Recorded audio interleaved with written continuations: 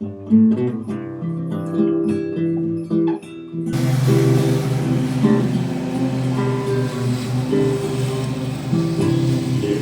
bucolic life, we ugly city strife. Horses, chicks, and dogs, they are my neighbors. I cook and some spin, and move the horses into the barn. Then time to move them out again. Red barns, green pastures, beautiful white houses. The view I see each day when I arise. This life pleases me, as it is plain to see. I'm living my bucolic life. Hello. Straighten my camera. Hello, welcome back. So we are approaching Father's Day relatively quickly here, and I don't know, I don't have my calendar in front of me, so I'm not sure if this video is airing before Father's Day or slightly after. I'm not sure. But because of that, I'm going to be making my husband Mark his shirt. If you've been around for a while, you may have seen him pop up in the comments harassing me about making him a shirt. Well, the history is long time ago, you know, back when we were young and in Arizona and he was a cowboy, I used to make all of his shirts. And since we moved to Ohio, where cowboys apparently are not the thing that they were in Arizona, he's, you know, acclimated his wardrobe and worked different jobs. So he's no longer a cowboy, but he's still harassing me about making him a shirt. So I am going to make him a shirt. I'm going to make him a shirt similar to the ones I used to back when he was old-timey cowboy-ish. And so I'm going to be using a costuming pattern, but I'll show you how I mean. It's going to be this one, and I'm not even sure if this is a current pattern or not. I've had it in my stash for a bit. I hope it is, but I'm going to be making this shirt in this pattern. Okay. Now I'm going to be making it out of a cotton calico, which is what I used to make his shirts out of, because in Arizona, lightweight in the summer was nice, unless you're on the range and then you need a brush popper, but that's a whole different issue.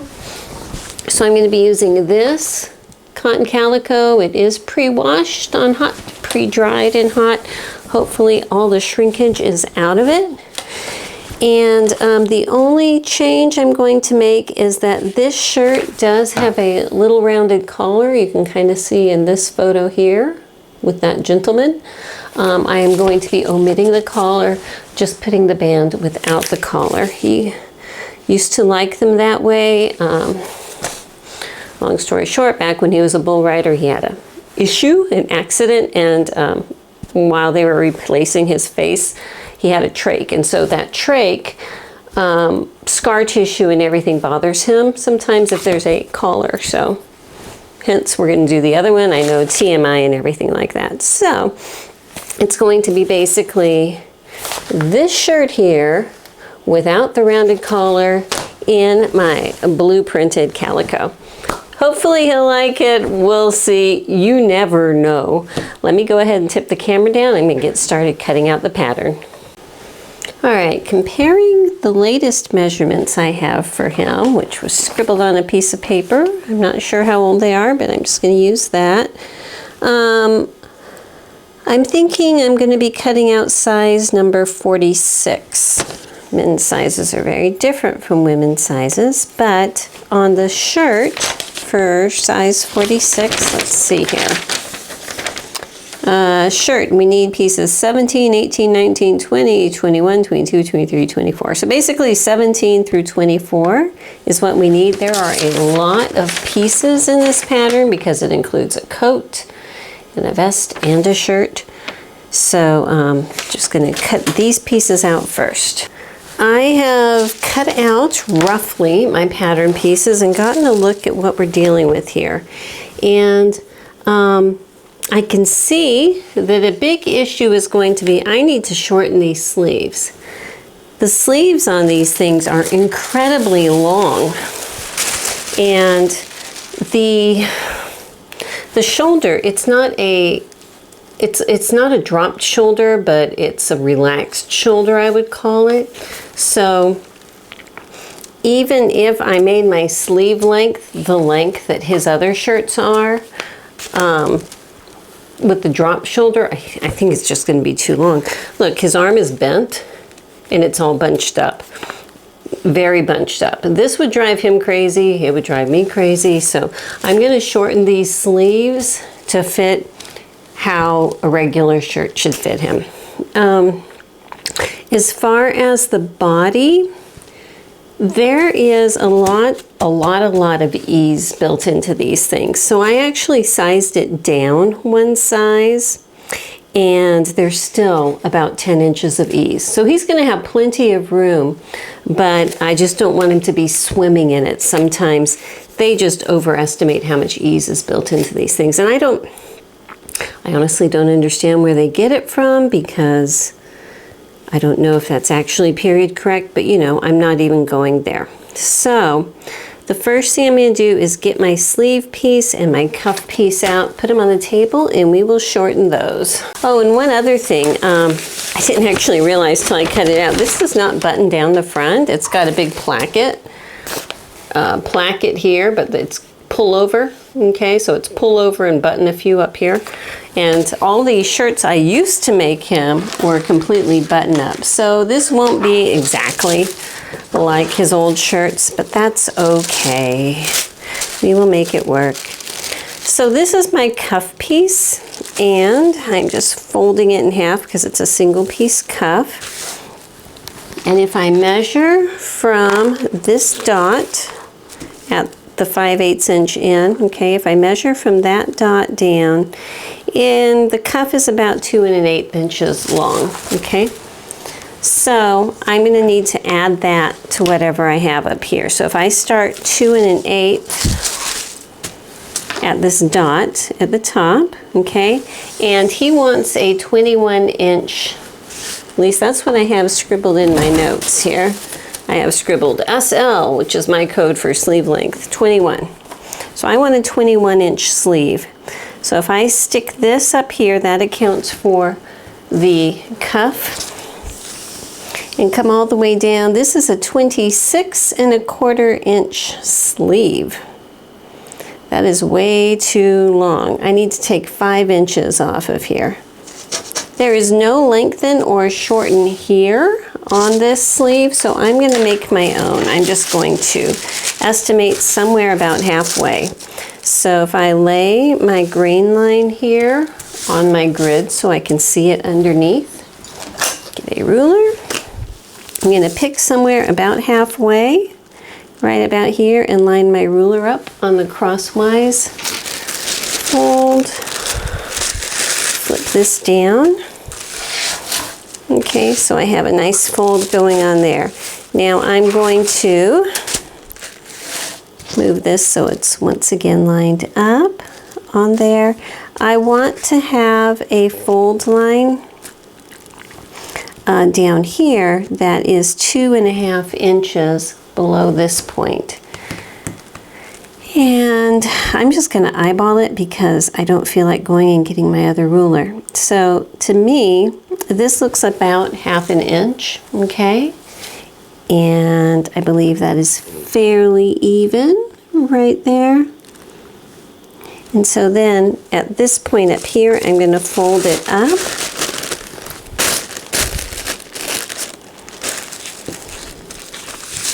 Okay, and that should take 5 inches off of my sleeve. So now if you can't see the whole thing on camera, you're going to have to take my word for it.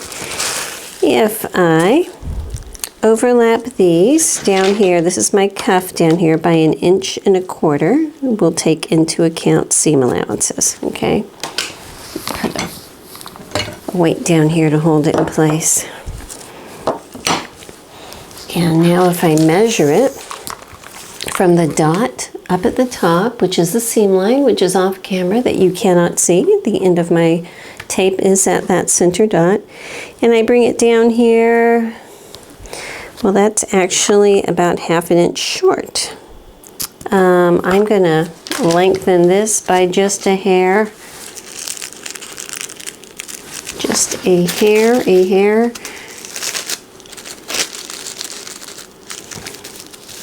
I think I probably did not measure it as accurately as I thought when I was eyeballing it. Okay. I'm going to measure it one more time from the dot on top. Dot on top to here is 19.5, and we're going to add our 2 inches for the cuff, so that's 20.5, 21.5, close enough for me. I'm going to go ahead and tape it here and here. Okay, and then to create a new cutting line, what I'm going to do is take this point up here, about 5/8 of an inch down from the top, okay? So right about here, and I'm going to angle it to the cutting line down here. Oopsie.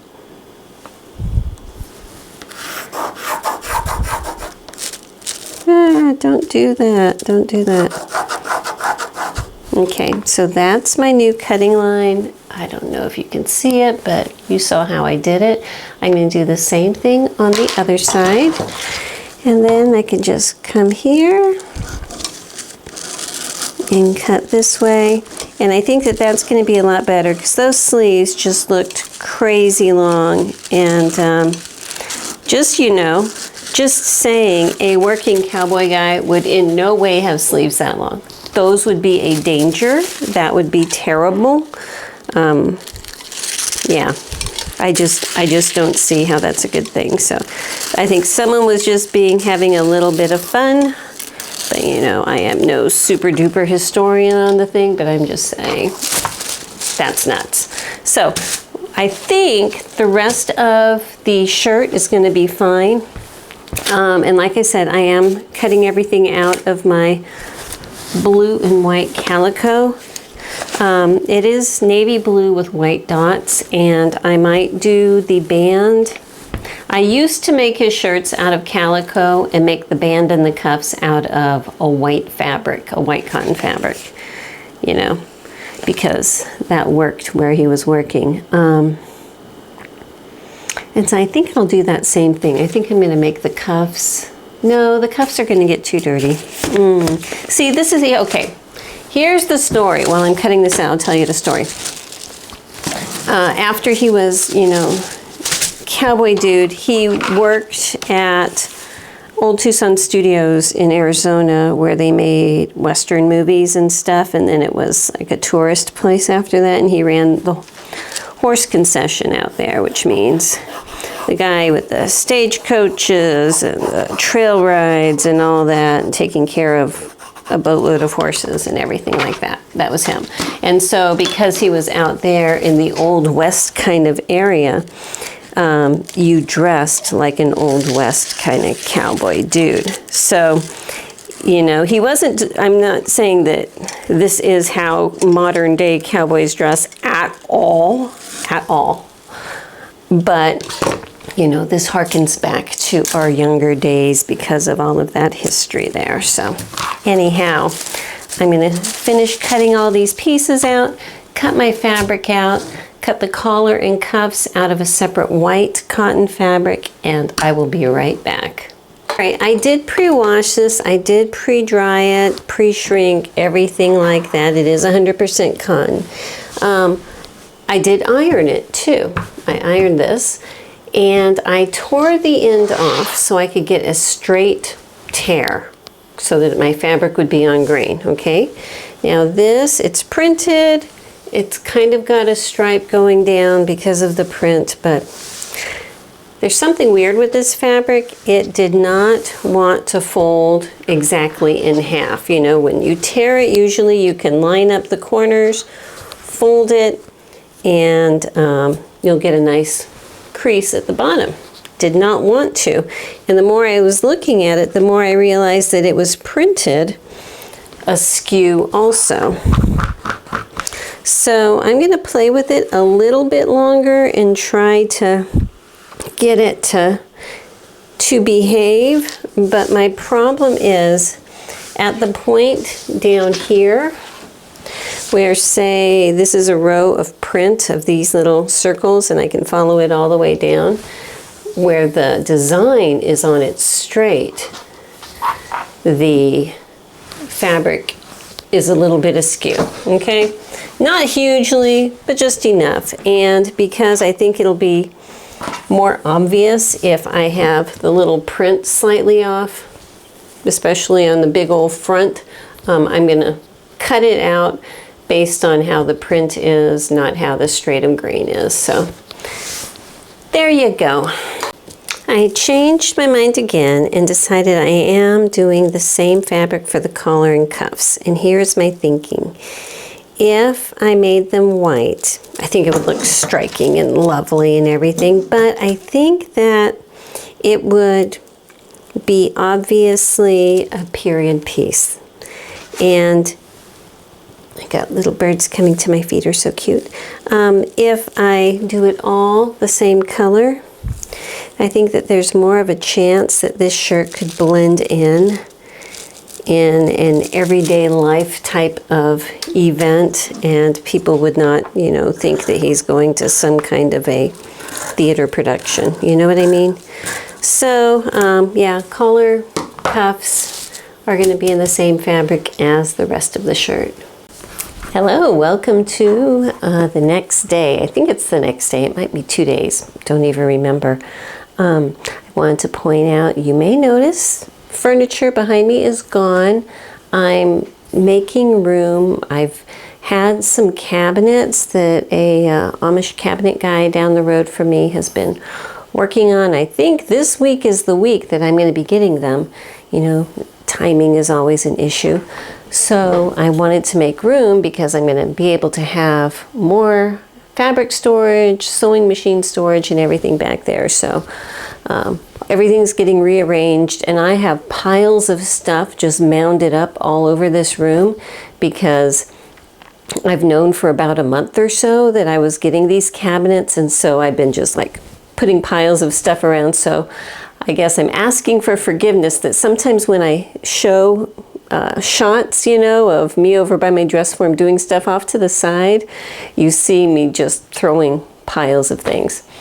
I've just been waiting. Eventually they'll be here. I will reorganize everything and it'll all be good. So anyhow, back to making the shirt. We are going to get started with, well, it's all the bodice here. It looks like there's gathers on the front and the back shoulder, so let me turn the camera down and show you the steps. Okay, I've got my shirt front piece here. I'm going to be dealing with my yoke shortly, so I'm keeping it handy. And one of the first things they're going to be wanting us to do is stay stitch around the neckline. But before I pull that off, I want to go ahead and transfer all of my markings because there are a lot to mark here.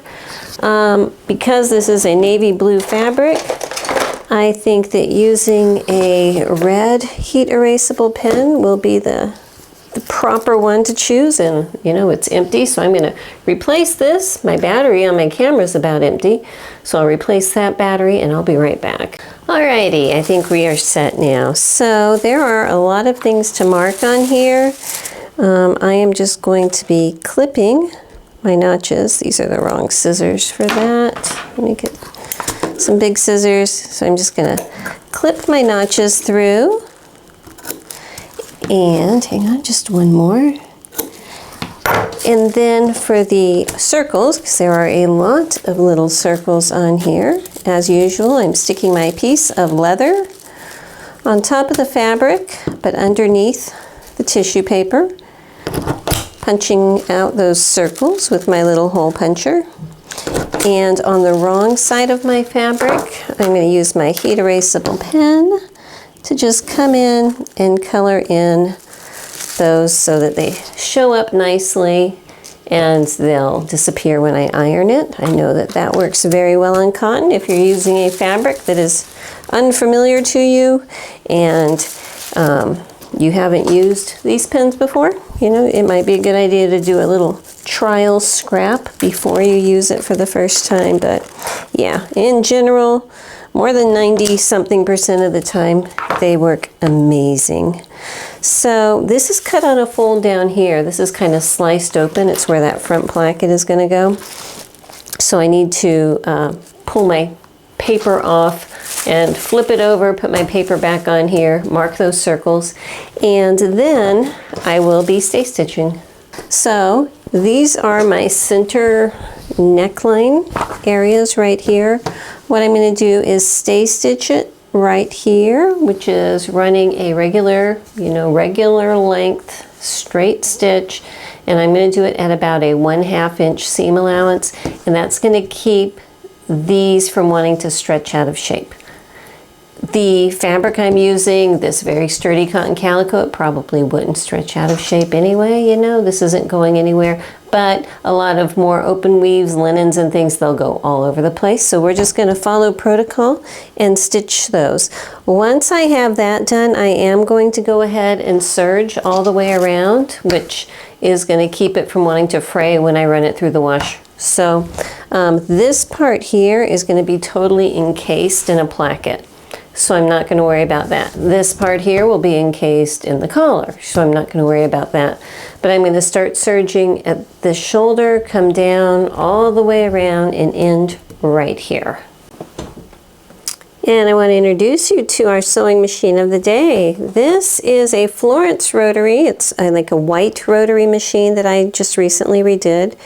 She's probably from 1921, I'm thinking. I rescued her, redid her. She's on my other channel, my Promethean sewing machine channel, if you're interested. But she does have a boss area, screw hole, everything back here. So if someone had a white sewing machine motor, white rotary sewing machine motor, they could attach it and make her an electric machine. I don't have one. The cool thing about these machines is they are rotary, they run incredibly smoothly. The interesting thing to remember though is the wheel turns the opposite. Mostly singers and everything, you pull the wheel towards you, it always comes toward you.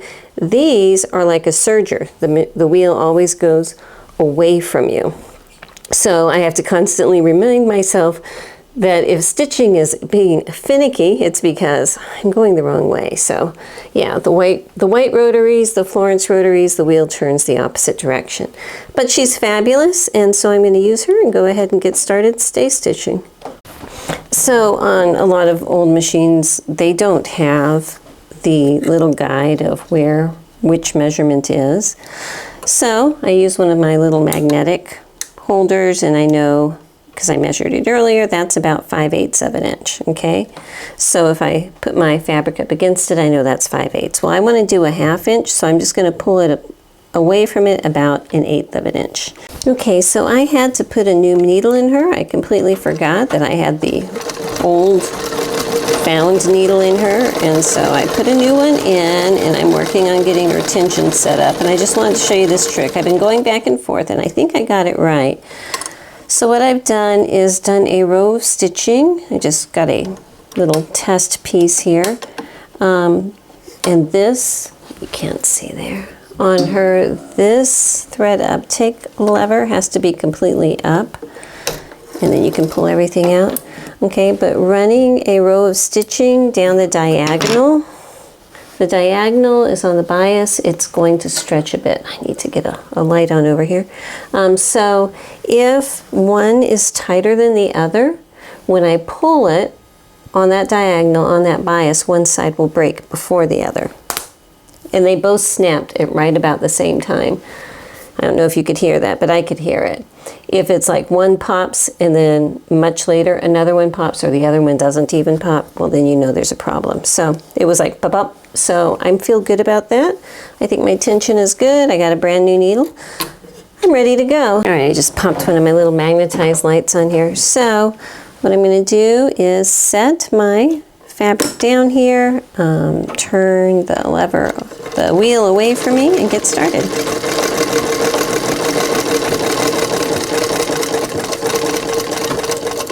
Okay, so just a little row of stitching right around the neckline like that. Okay, so my next step, up here at the shoulders, I drew a little dot because it's kind of hard to see my little notch there on camera. I can see it, but you know.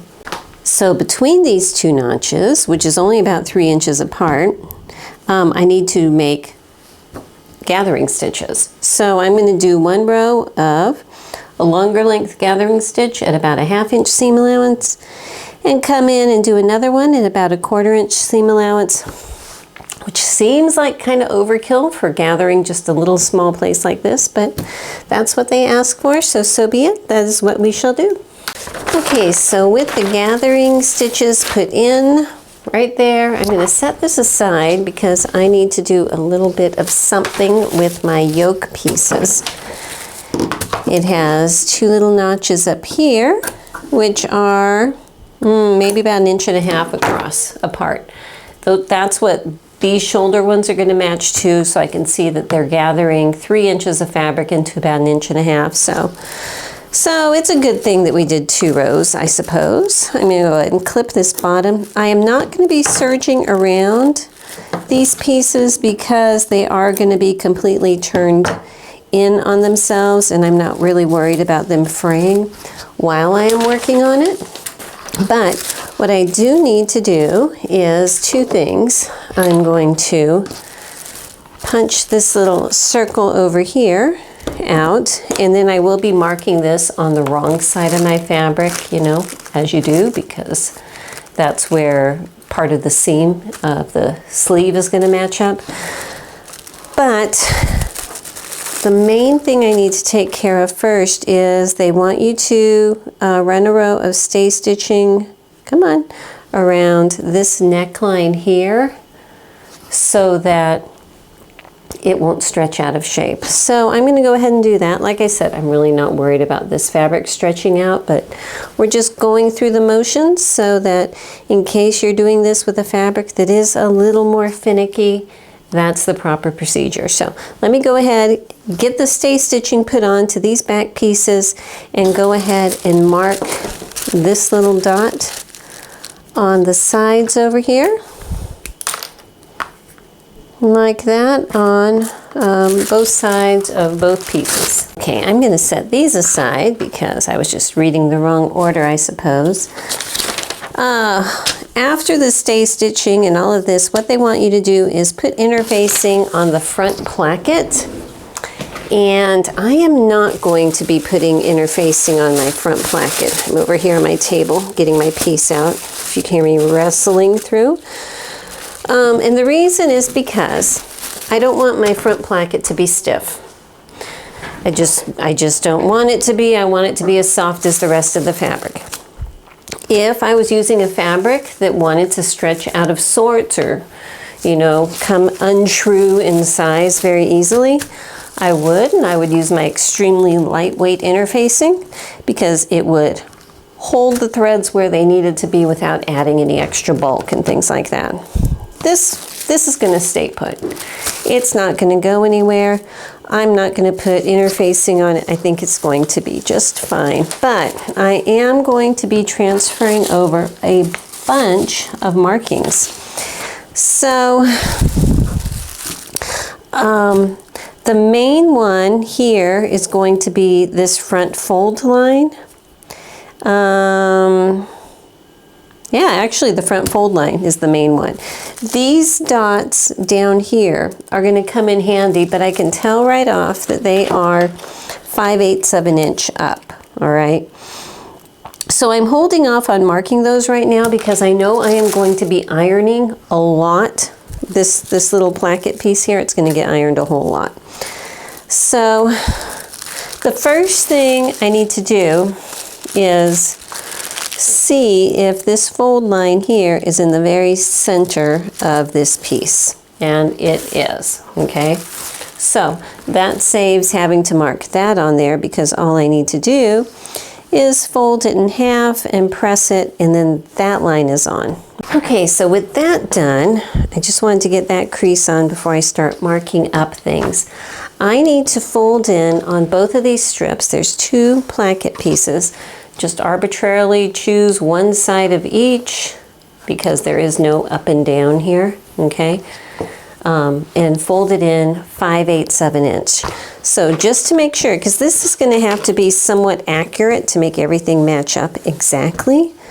So I'm going to actually draw that point 5/8 of an inch in.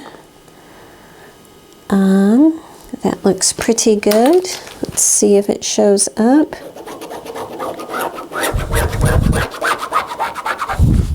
Well, it doesn't show up a lot, but it shows up enough. I don't know if you can see the little random pinkness here. Probably not. Yeah, that's not going to show up enough for the camera. Let me grab a piece of chalk here. Let's see how that will work. Basically, while I am standing at my ironing board, I want to make sure that I get an exact 5/8 of an inch fold. Okay, so I'm going to have my little mark so I know where to fold it under and press it so it's exactly at 5/8 of an inch like that. And I'm going to do that for both of these pieces. Now on the instructions, what they want you to do next is come in here and trim the seam allowance down to about 1/4 of an inch.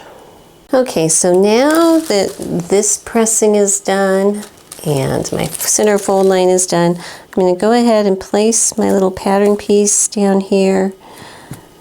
Put these little dots, well, this dot over here is at the very edge. Okay, but at least I have these 2 dots. Now I went ahead and on my pattern piece, I punched the top corners of this little square also. So I'm going to go ahead and put those on too, just because it'll give a nice little guideline for the stitching. But now that I'm thinking of it, this is going to be on the outside, so that won't make much of a difference to put those up there now. Don't put those there now, that goes on the outside. Anyhow, we're going to put it on the left front side first. So I know this is my right hand, but you know, everything's looking at me, so this is actually my left front. So I need to put it face down on my table. There is a little dot here. I need to cut from, this is like a little rectangle here, from this corner of this rectangle to that dot, and this corner of this rectangle to this dot. Actually, it feels like I should be stay stitching this first. Are they going to ask me to stay stitch it? I don't see any pictures of, oh, they do. They did ask you. Okay, so they did ask to stay stitch that. I'm going to run back and do that first because I think that that is very important. So before I do that though, hello phone, I'm going to go ahead and draw these lines in. So connecting these 2 dots here. Okay, and then at a 90-degree angle to the dot and 5/8 of an inch from this edge, drawing a line up, and the same here at 5/8 of an inch in where this dot is, draw a line up. Okay, so I'm just going to run a stay stitching along this. This is going to be the stitching line, but I really want to reinforce it so this doesn't go anywhere. So let me go ahead and get that in really quick. I'll be right back. Okay, so now that that stitching is, I feel a lot more confident clipping up to that stitching line, okay? I'm not going to clip through it, just up to it, because I want to be able to open this up. Okay, so now let me see, right, left. This is my left side here, so I'm going to put this right one back here out of the way for a moment. Okay, let me get my placket piece. Okay, so I'm taking my placket piece. It's got my 2 little dots there. The 3rd dot is right on the very edge here, which you cannot see. What I need to do is match up this bottom dot here with the dot down here at the corner. Okay, so I'm just going to match those up, pin it in place, this should come along here. So I am putting the right side of my placket to the wrong side of my shirt front here, okay? And again, this is the left side. Once everything is said and done, as you're wearing it, will be on the left side. So what I need to do now is make a row of stitching at 5/8 inch, but from this dot here all the way up. Don't stitch on the other side of that dot, just start at the dot and go all the way up. Well, actually, technically you should start at the top and come down, but however you need to do it, just leave that bottom part open. What I need to do now is, they say in their directions trim, but since I just have 2 layers of calico, it's not really bulky. I'm not going to trim that right now. I'm going to pull my placket over and press this seam, okay? Now at the same time, at the bottom down here, where all of this stuff is, I need to fold up. This is where we did not sew below that dot. It's 5/8 inch. Fold that up. I'm just going to finger press that across the bottom there, okay? So I'm actually going to trim this corner to get some of that extra out of there. All right, so I need to press this over this way, this up this way. Let me fold this back under. Nope. I'm going to take a little bit out of that corner too. All right.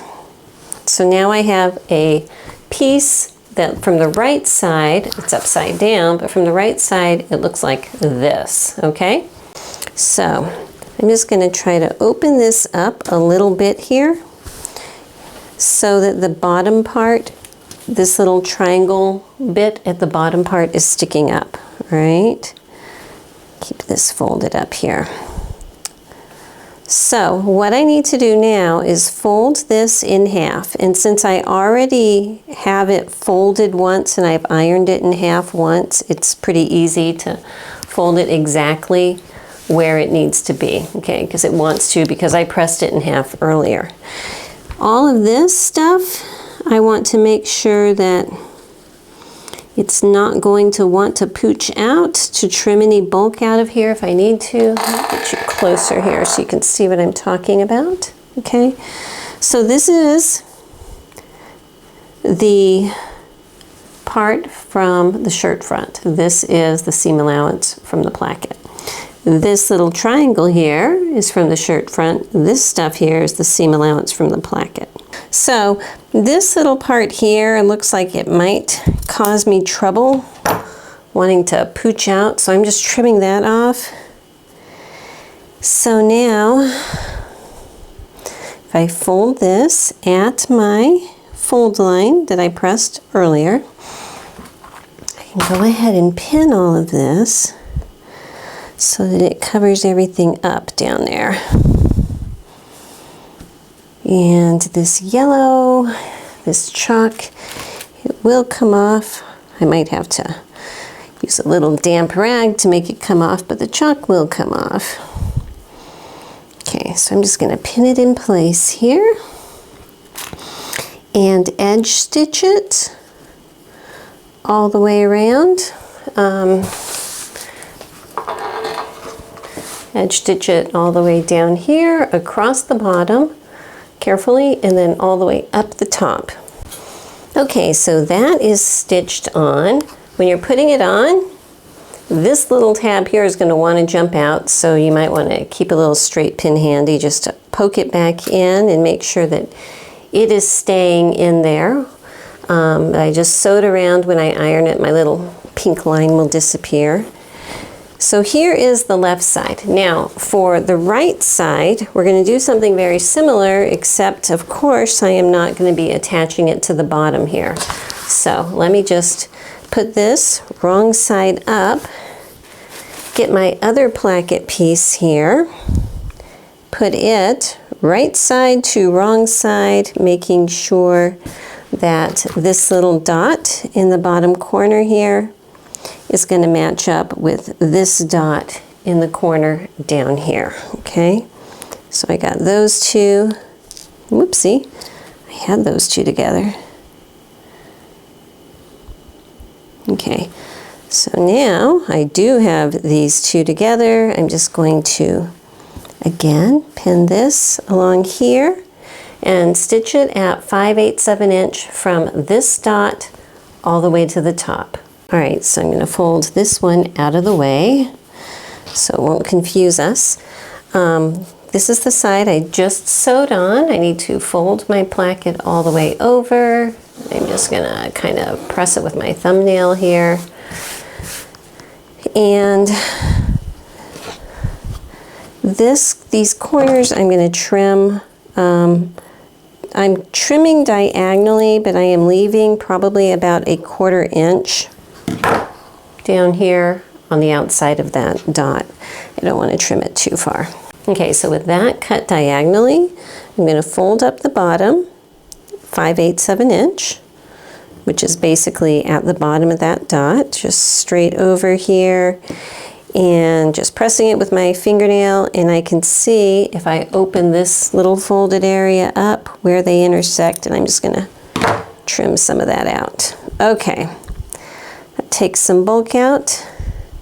So now that I have the bottom folded up, I'm going to push it over this way and fold it up, because remember I already pressed this halfway seam, so it's already going to kind of want to turn where it needs to turn. So now I can turn it to the right side, and from the right side I'm going to carefully pin it in place so that this folded edge here is just barely overlapping that seam that I just made. Come on.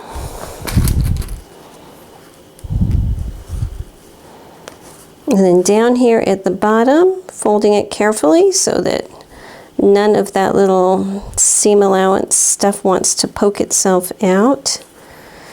Pin it down. Now the bottom of this is not attached. It's just out here, you know, hanging out by itself.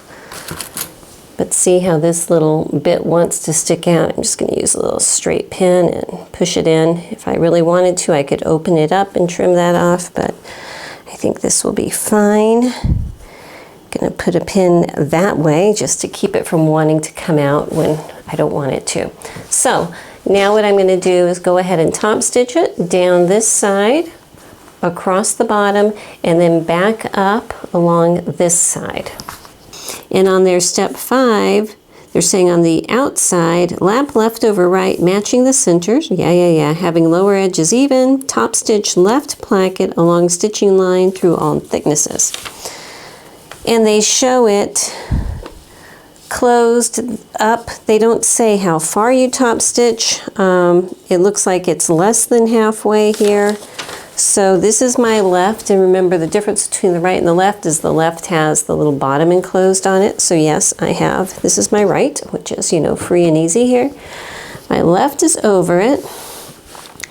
It sounds like what they want you to do is come back after you've carefully placed one on top of the other and top stitch here for a portion of them.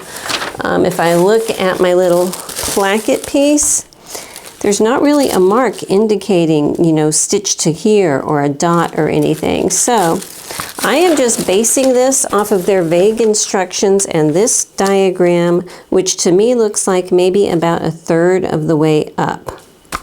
If I line this bottom dot here up to the bottom corner, and if this is where this buttonhole is, I'm guessing right about here would be the point that I stop stitching. And I know it's hard to see, but if I measure that up from the bottom of my finished placket, that's 3 inches. That's what I am going with. I am overlapping the edge of my left placket, so it matches up over the edge of my right placket. Putting some pins across here to hold it very securely. And I am going to top stitch it just along this edge. I know it's hard to see, but this is the edge of my placket here. From this point, 3 inches up to the bottom, which is basically going over the top stitching that I did with this side just separately, if that makes sense. So I need to go ahead and do that. While I am doing that though, I'm going to go ahead and make my little X. So if I line up these 2 corners there, let's see if I can make this so it'll show up. Put a little dot here and a little dot there. Let me move this pen for a second. I'm going to use my chalk and draw that little X that I also need to form at the bottom. Okay. So what they want is a square with an X in the middle. I am just going to go straight across, down, straight over, and up. Okay? I'm not worrying about the sides because that's already closed up with this and this. So again, going across first, down, over, and up. That's how I'm going to roll.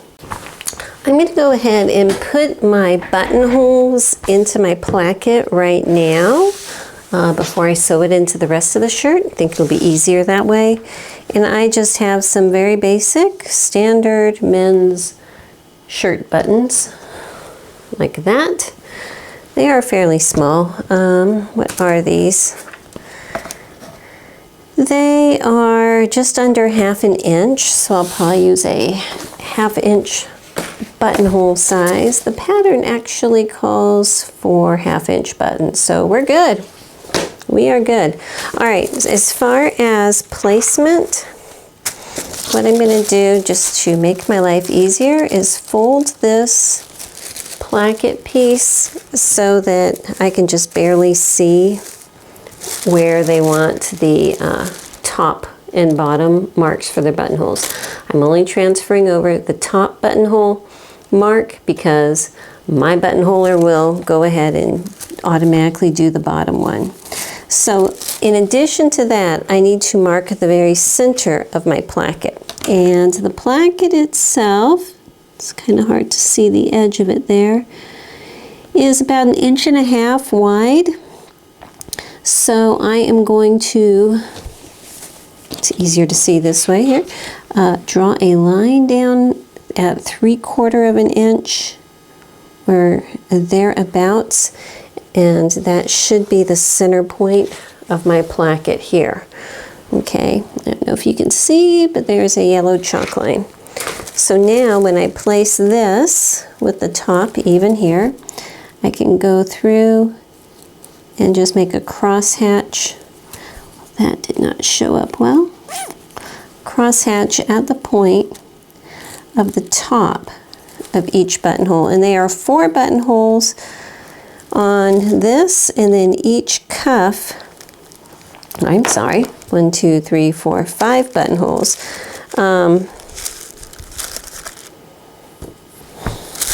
5 buttonholes, but you know what, I'm only going to put 4 because this bottom one I don't think is really necessary because that's where the bottom of my stitching is. So if I have one that has the top here and this is where it's open, I think that this is going to hold it. I don't really think I need one right here, you know. And I'm saying that because I already picked out 8 matching buttonholes or 8 matching buttons, and if I'm going to put a bottom one, that's going to mean that I need to get my button stash out again and fish out another one, so I'll have 9, which isn't that big of a deal because what I basically have are a few little containers that look like this. You know, I think everybody who sews has something that looks like this, and there's several different kinds of shirt buttons, so it's not that hard to find matching sets, but I digress. Let me go ahead over to my machine and make these buttonholes. The machine of the day is going to be the Sweet Miss Juliet, a Singer 99 from 1923. Okay, so there she is. I have not actually used my old buttonholer on her before because I was always putting it off because on this older style 99s you can't drop the feed dogs. So just out of curiosity, I did a test run where I just put my stitch length to 0. So my feed dogs aren't going back and forth, they're just going up and down. And ran a test run on a couple scraps and it did fine. So there you go. It's not necessary to drop the feed dogs, just set the stitch length to 0. So let me go ahead and get my little placket set up underneath here. And I just want to show you, the test run that I did was with a size 1/2 inch cam, okay? And so when I put my little button on there, that looks way too wide. So I'm actually going to use a 3/8 of an inch size buttonhole cam, just because I would rather have it just a little slightly too tight so that we're not risking it coming unbuttoned, you know, it's just going to be better that way. So let me go ahead and bolt this on here. And like usual, I'm just going to show you one. If you're interested or want to know more about using a vintage buttonholer, I do have a separate video way back in my videos on how to use one. But let's go ahead and get her started.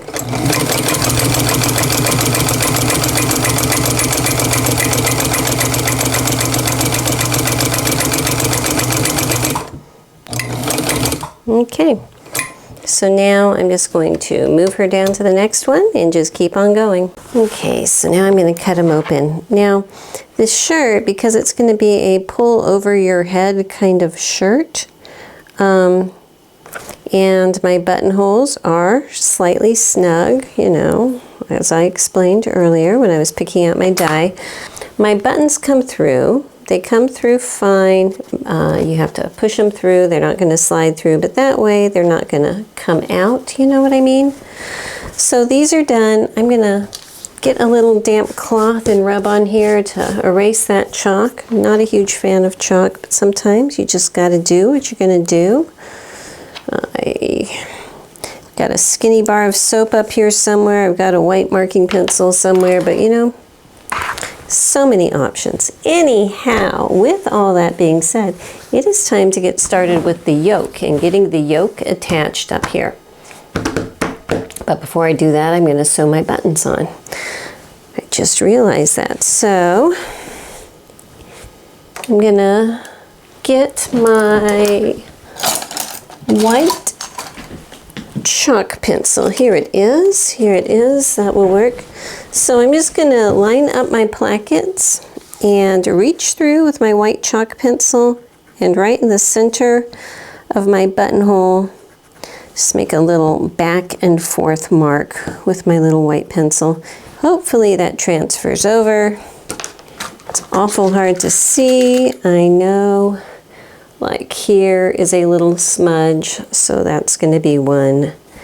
I'm just going to put pins where my little marks are so I don't lose them here.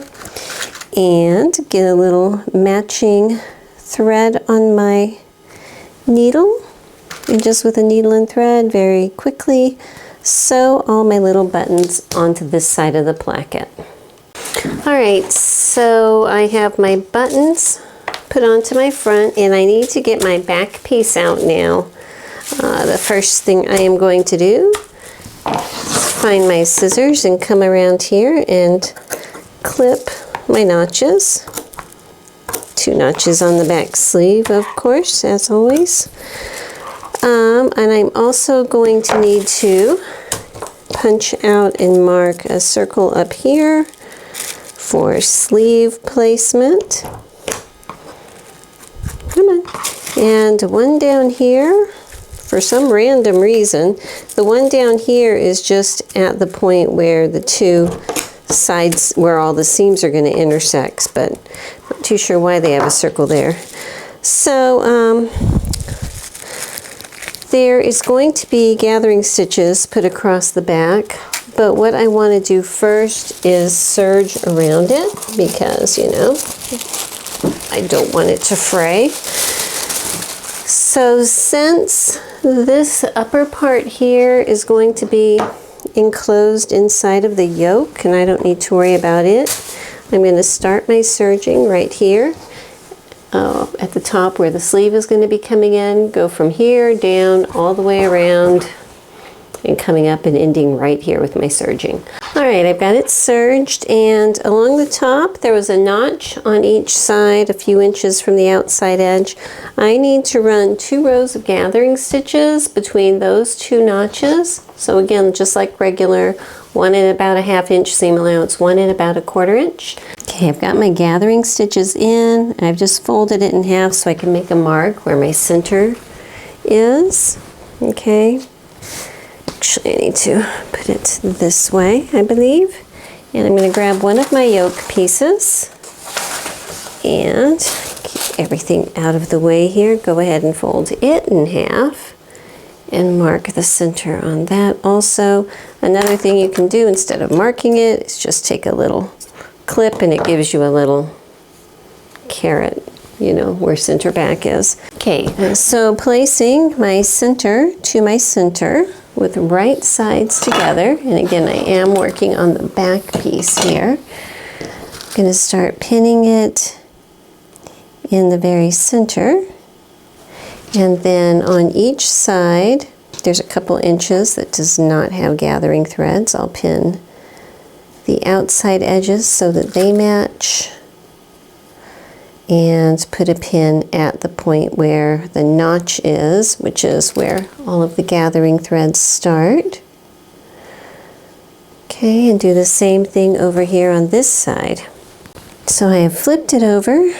So this is my yoke down here. This is my shirt. I'm going to grab the bobbin threads and give those a little tug. First time pulling gathering threads made on the rotary, white Florence rotary machine in a pearl pink. And get these eased over. Ooh, I think I gathered a little bit too much. It does not take much, not a lot of gathering. Okay, so I'm just going to spread it out until this is nice and flat back here and pin that together. Once I have both sides gathered and pinned, I'm going to make a row of stitching straight across.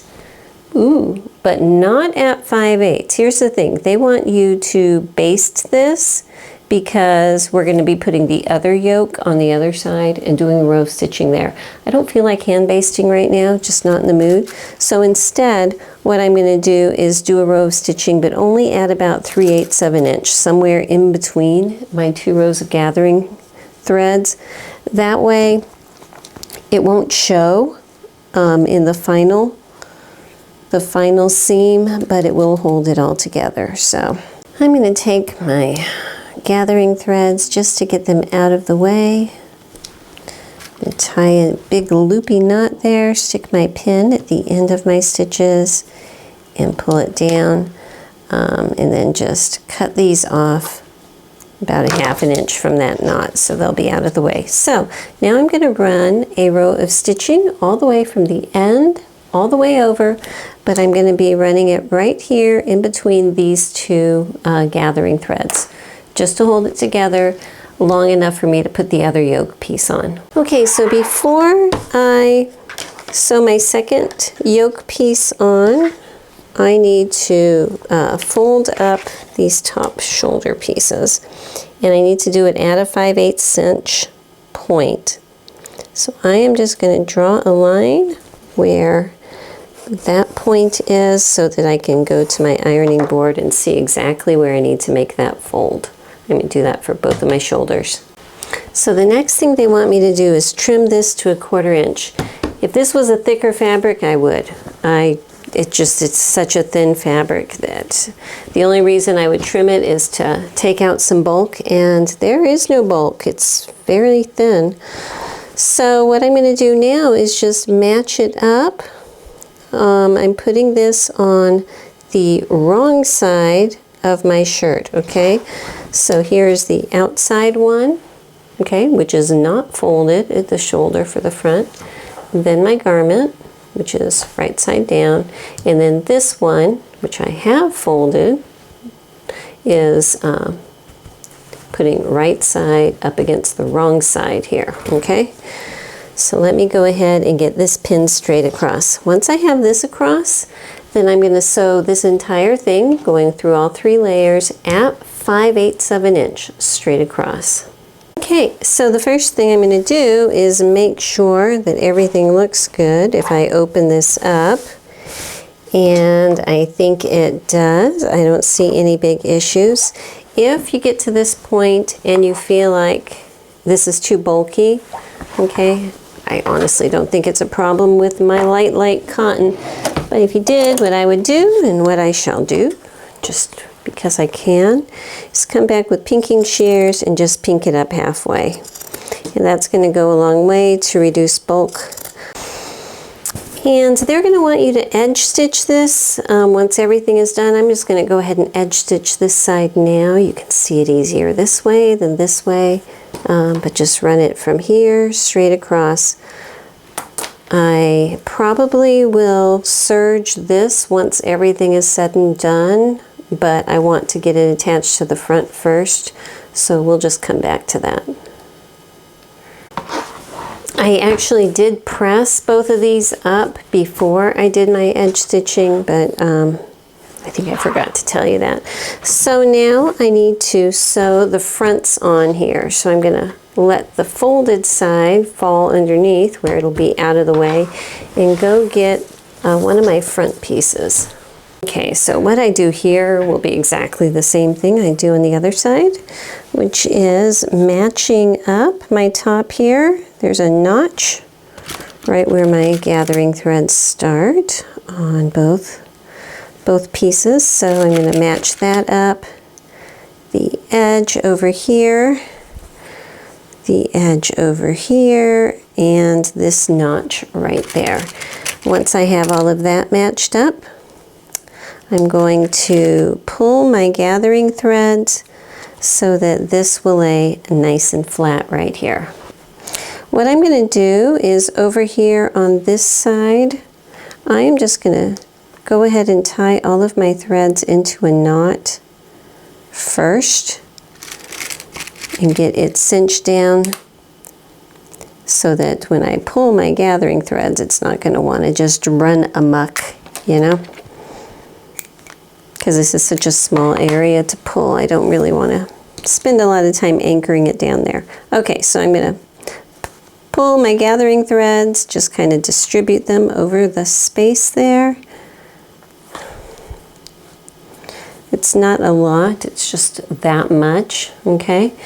Now stick a pin in the very middle of that, and this will be sewn at 5/8 of an inch, okay? So again, what I do here, I'm going to do the same thing over here. I'll tie these little threads in a knot and clip them off, but sewing straight across here at 5/8 of an inch. Okay, so now that that is done, I went ahead and pressed these seam allowances up towards the top.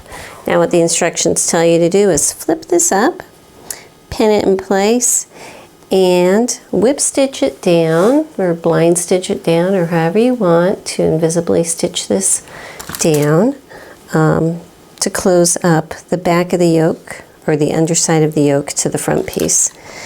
Now, I need to mention that early on in my video journey here, whenever I would do something like this, there would always be a small handful of people who would get very excited that I was not using the burrito method and how easy it would be to use the burrito method. And if you are a burrito fan, by all means, use the burrito method. That is your option. When you make your garments, you can make them however you want. I don't mind doing a little bit of hand stitching. You know, it does not bother me at all. So that is what I prefer to do. So anyhow, just to let you know, if you are a burrito method fan, you feel that you have mastered it and you are ready to just, you know, run with it, then fine, go for it. For me, I'm just going to whip stitch this down. So what that looks like is I just come around, grab a thread or so right underneath my stitching line there, and then pull it up into my yoke and just kind of keep going. I'm not super close together. There may be just under 1/4 inch apart, but I think that that is okay for what we got going on here. Okay, so at this point, I just put it up on here on my dress form. This is what it would look like if I was borrowing his shirt. Just to give you an idea of what we have here. So here's one side, here's the other side. I do have the top button unbuttoned, and I think that that's probably good enough to be able to pull it over your head, because there is a lot of ease in this area. Like I said in the beginning, it's almost like 10 inches of ease, which is nice. But yeah, the yoke comes across the back, across the shoulders up here, down here.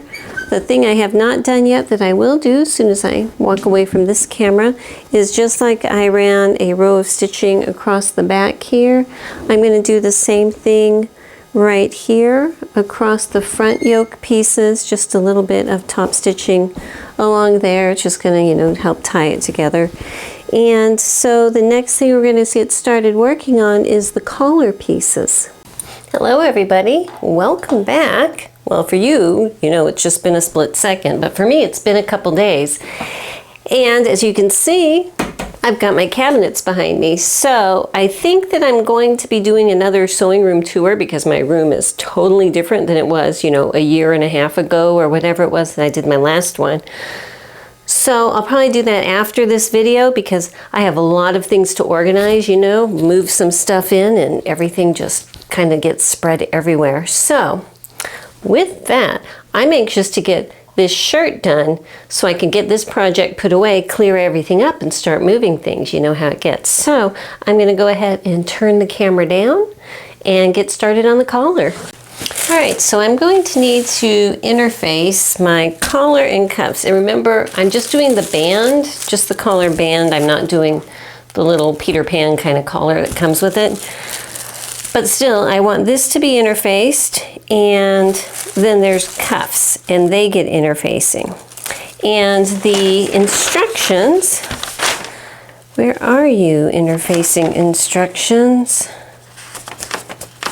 I don't even see them.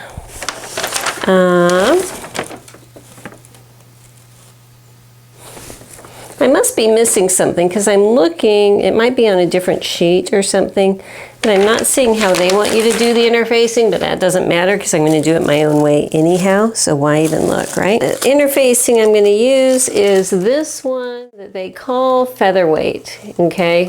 Sorry about ripping that. I'm using black, and they call it featherweight. To me, it's more of a midweight, but you do you.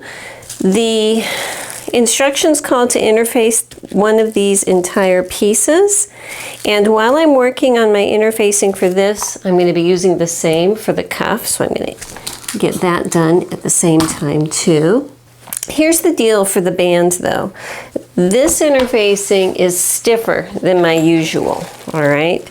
And because of that, I don't want it to be in the seam allowance, because putting on a collar band is hard enough.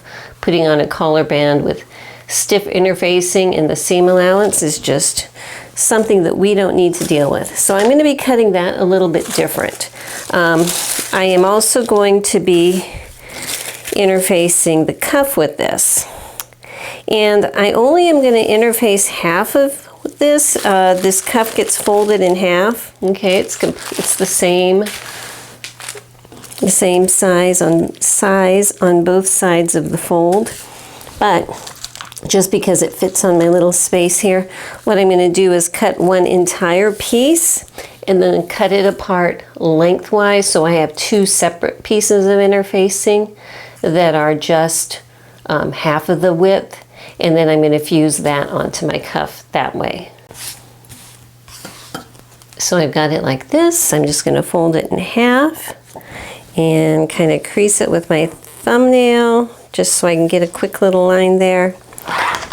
and then cut it in half along that line. Well, I think that's pretty close. And then when I got my cuffs here, I'm not as worried about interfacing in the seam allowances on a cuff because it's a straight seam. I will just fuse one on the bottom of each of these like this, okay? So that's how I'm going to deal with the cuff interfacing. And welcome to my ironing board, which is now on the opposite side of the table that I usually sit. See, over here is where I'm usually sitting. Now my ironing board is right here. I know, crazy, huh? So what I'm doing is I am just ironing my cuff in half so I can see exactly where that center fold is going to be. Put my piece of interfacing right next to that line and go ahead and press it. And since I'm here, what I do is I just press it, hold it down. This is a thicker interfacing, so I'm pressing it a little longer than the really lightweight stuff. Lift it, come to the next place. Yes, I am using steam, hoping it does not get up into my camera. Okay, so once I have everything fused on this way, you know, not ironing this way, just fused straight up and down, then I should be set to go ahead and flip it the other way and give it a nice iron back and forth.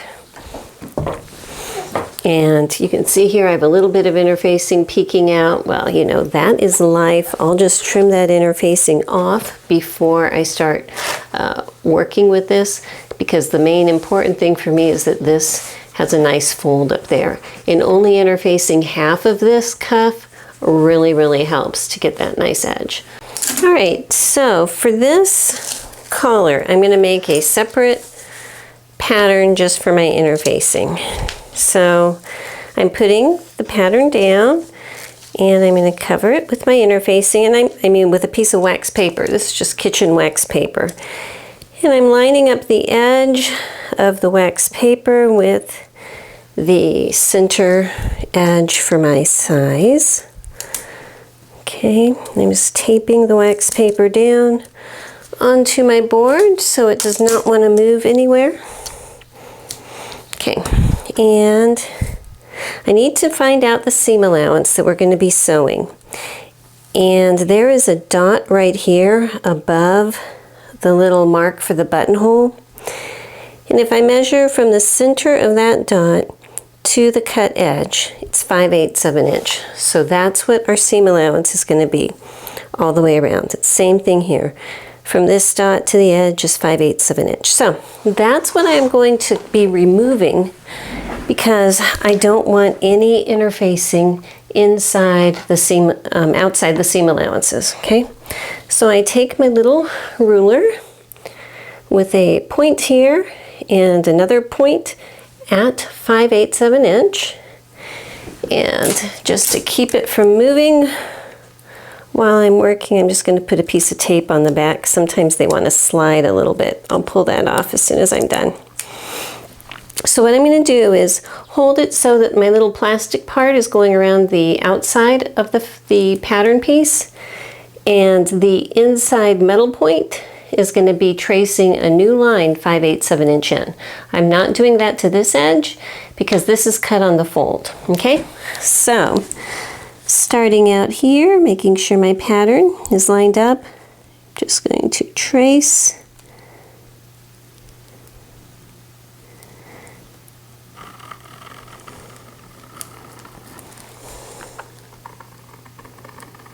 all the way in this way. Okay, I know you probably can't see a line, but trust me, it will be there. And I'm going to do the same thing up here. Okay, so now if I remove this and lift off my wax paper, I'm not sure if you can see, but it's scratched in a new pattern for me. So I can get my scissors here, and I'm just going to cut out along the line that the little metal point on the inside scratched out for me.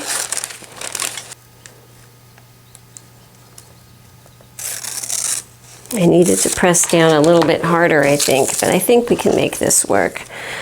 Okay, so if I lay this on here, okay, you can see I have a 5/8 of an inch seam allowance over here and one over here, okay?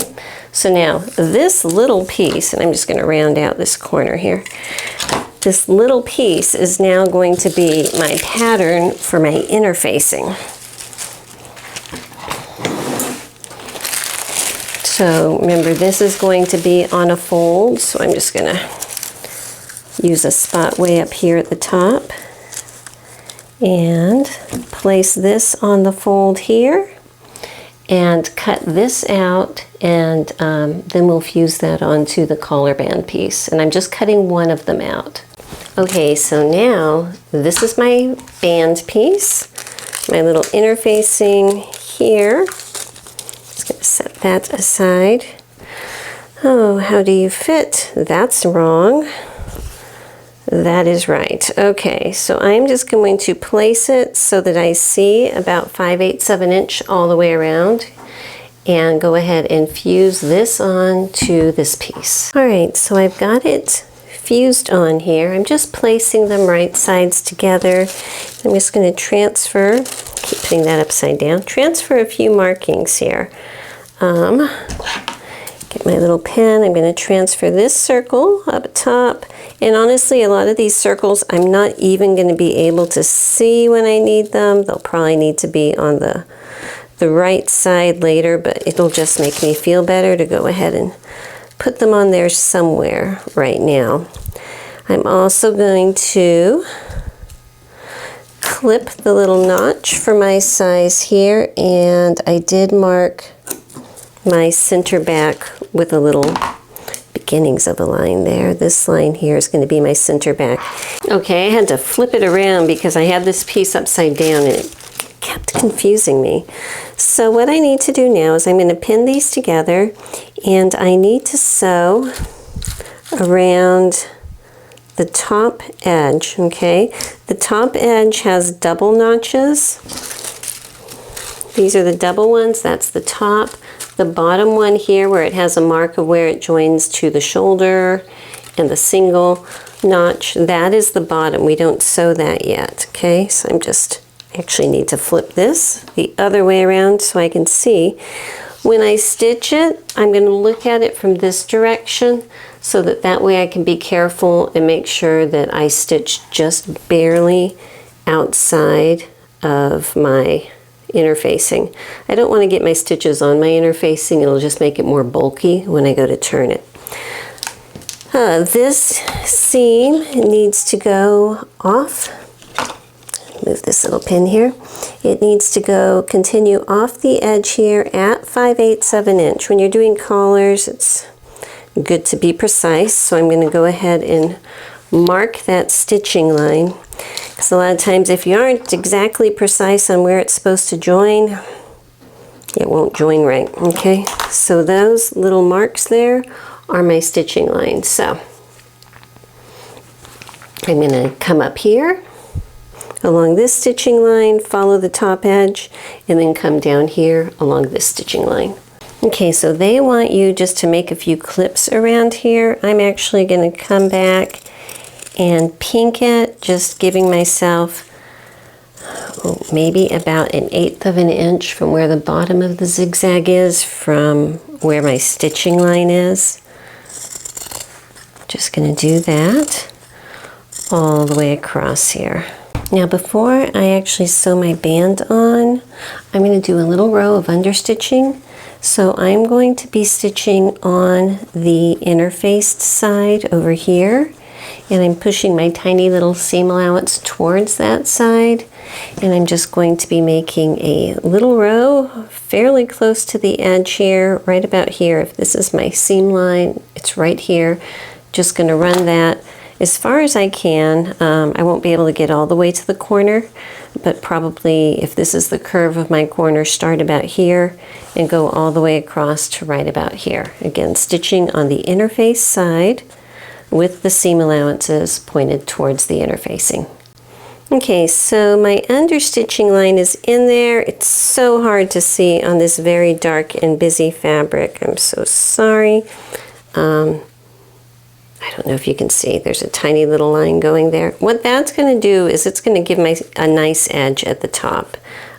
So what I'm going to do now is go ahead, fold it over. My understitching is going to help impress this so that it is in half the way it needs to be. Okay, so the inside of my band here, you know, I've pressed it, I'm just opening it up again. I've made sure that I do have my center back marked right between those two notches. Okay, and over here, these dots are important. There's one and there's one. Those mark a line-up point. The farthest out point, it's not on here. This is for actually matching up where the upper collar is going to go on, and we don't need that, so I didn't really need that. There's a point that's not on here. A lot of collar bands will have it marked right here.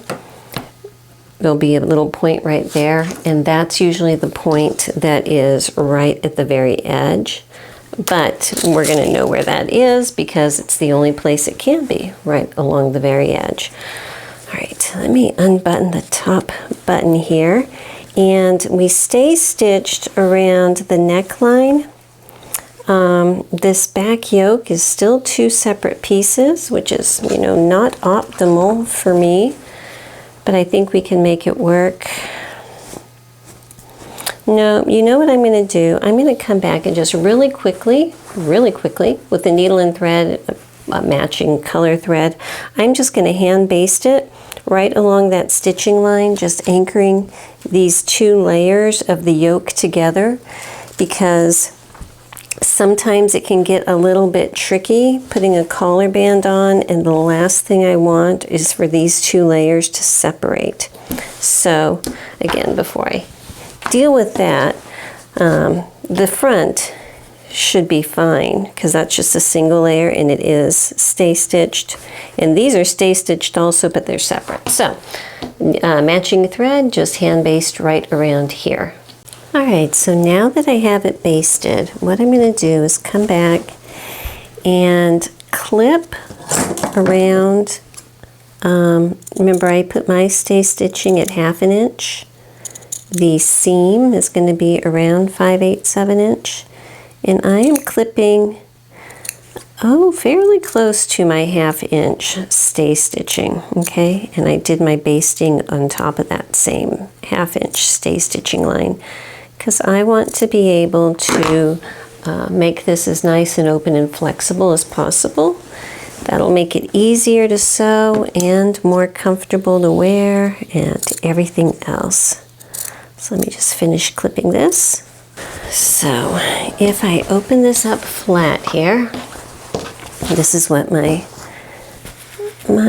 shirt is going to look like. I want to mark the center back of my shirt, so I'm just going to fold this in half where I can see it and bring this up and just make a mark. I can see my little pink mark there, so I can have my center back marked. All right, now flipping it over so I'm looking at the wrong side. I'm going to sew my wrong side on first, and my wrong side is going to be sewed to my interfaced side. Okay, so the first thing I'm going to do is match up my center back on my interface side with the center back of my shirt, which looks right about there. Just stick a pin. Okay, then I'm going to come over here and match up this dot here to my shoulder. Oh, my shoulder does not have a dot, or is it? See, this comes around to the front a little bit. I think I need to go and grab, well, you know what? The shoulder mark should be right around here somewhere, okay?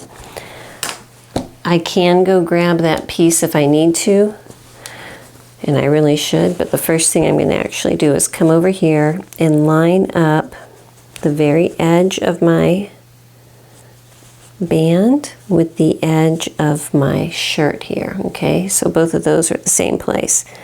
My fabric's very thin, so I can line it up exact. If your fabric is thicker, you might want to pull your band so it's just a little bit farther, but for my thin fabric, that's okay. So since we clipped everything, I should be able to stretch this out and open it fairly flat. And where it looks like the collar band is a little big, all right, what I'm doing is I'm just going to ease it in. So basically I'm bending it in half. This is my center back pinned here. This is my collar edge here. I'm just going to bend it in half, and where that center point here is, I'm going to pin it. The side that is smaller, you put on the inside. The side that is bigger, you put on the outside when you do this, okay? So now I'm here. I'm going to bend it again, matching up my edges. And where that halfway point is, I'm going to stick another pin, and you'll find that it evens itself out. It'll work itself out, you know? So that's how I'm going to make this work. And once I have it all pinned, okay, so this is just the first half, and it does match up okay. All right, so from my center back to my front, it does match up okay. Just work that ease in. Once I have this on, what I'll do is open it up a little bit and sew straight across here at 5/8 of an inch, or for me, that is right along the bottom edge of my interfacing, okay? From this seam line all the way over to where this seam line is going to be. All right, so I've got that sewn all the way around here, okay? Now I'm going to turn my band right side out, okay, and turn it so that I'm looking at the right side of my garment. The reason I put it on this way, where I sew it to the back side first, or the inside first and then the outside, is because this way it's a lot easier for me, because all that's left to do for this band is sewing this. And since I'm looking at the right side, I can top stitch it from the right side and know exactly where my stitches are going to go. Whereas if you have to do this part on the inside, if it goes a little bit off, it's visible to the world. But on the top stitching side, on the outside, if you sew it, okay, and you make your top stitches and you think everything is perfect, but in here, well, maybe it goes down a little bit or up a little bit, that's on the inside and nobody's going to know, ever. So what I'm going to do is go ahead and, starting in my center back, I'm just folding under a little bit of a seam allowance so that it barely covers the stitching line. Okay, and I'm just going to pin that down. And then turn over here to my general shoulder area. Actually, no, I'm going to come all the way to the front since we don't have a specific shoulder area. Tucking in those seam allowances, and I have a very small little band, but that's okay. Trim off this little piece of thread here. Okay, so tucking in that seam allowance, pinning down my little band, okay, and then I will do everything in between. Go ahead and tuck it in and pin it down so it just barely covers up that stitching line there. Now in something like this, where I want to try to be pretty precise, using a little pointy awl or something, you know, very narrow is really, really handy. It's like an extra finger to hold the fabric just before I go into the, hang on, just before it goes under the little presser foot. You know, you can kind of work in any extra ease. Like you see, there's a little bit of ease here. I can push it down. Oopsie, hang on. I'm have to remember to treadle backwards, okay? But I can push it in and work it that way. And it's a lot easier than trying to get your finger in there and everything. And just take it nice and slow. Come on, let's go forward here.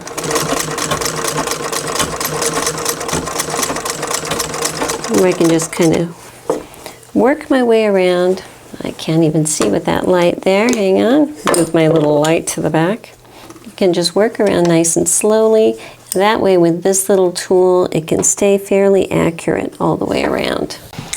Okay, here is the collar on the little shirt here. Move him up so you can see.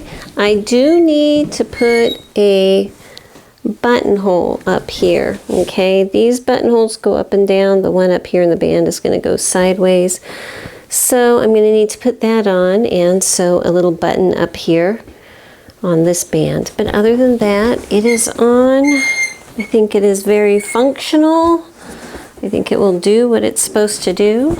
So you've seen me put buttonholes on before. I'm actually going to make the one up here slightly longer. I made these a little too snug almost. It works, but it's a little too snug.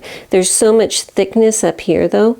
If I made this buttonhole the same size as these, there's no way a button would ever get through that. So I'm going to use a longer buttonhole here and probably on the cuffs too, since they are interfaced. And sew the little button on, and that's going to be it for just a little bit because I have some other things I need to take care of, and then we will see you in the morning. Hello and welcome back. It's still the same evening. I wanted to fill you in on what happened. I took a break, got some supper, came back up. I was just going to whip out this buttonhole. And I was having a lot of trouble making this buttonhole, and I think it's because in addition to my 2 layers of fabric, I had a thicker interfacing, plus I had all of the seam allowances from everything here, you know, from here, lots and lots of stuff going on right there. So I had my buttonholer on my little Juliet machine earlier, and it was breaking. The thread kept breaking. So I said, well, maybe she's just not strong enough. Maybe I need something beefier.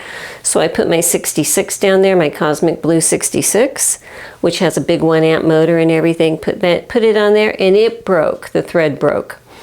So I switched out needles and everything, redid it all again, and then it went through.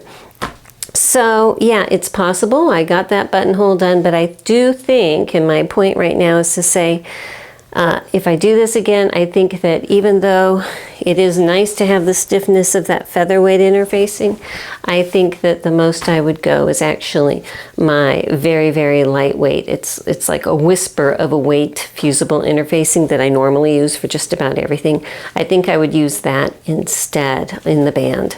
So anyway, with all of that done, one other thing is by the time I got my buttonhole finally made, you know, and I just came and sat down, grabbed a needle and thread, and I'm whipping on my button, and I sewed the button on with navy blue thread. The other buttons are on with white thread.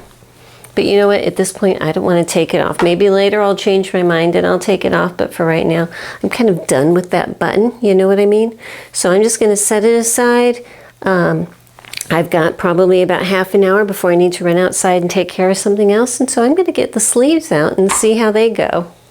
All right, this is actually going to be the second time I record this because I forgot to put my microphone on the first time, as you do. So what I'm doing first is getting my sleeve pieces, and I am clipping my notches, my center. There's a little dot at the center top. I'm putting a little tiny notch there. I'll just put a couple little slices where these dots are because I want to serge all the way around it before I do anything. So I want to make sure those were marked. And once I had my notches clipped and everything, I want to make sure I keep track of my back because the back and the front look the same on this. So knowing that 2 notches means back, I went ahead and opened that side and put a red letter B. I don't know if you can see, but there's a B there and a B here circled in red on the back side so that I know when it's time to go ahead and attach it to my bodice part, I get the front on the front and the back on the back. So with all of that clipped, I'm not worrying about marking the little dots down here on the bottom yet. I'll do that in a moment. I'm going to go ahead and serge around both of these sleeves. Okay, so remember back on this yoke piece, how it had the placement for the center top, the shoulder point here? Well, I'm going to transfer that over now. It's right here, which does not show up. Here's a white pencil. Okay, so that line there, where this dot is, that is where my center top is going to match up. So this is my back, this is my front. So I'm going to take a sleeve and make sure that I can lay it here right sides together and have my back on the back side, my front over here, and I'm going to start where I cut that little notch on my sleeve for my center top. I'm going to line that up here first. Okay, match up the front over here and the back over on its side back here.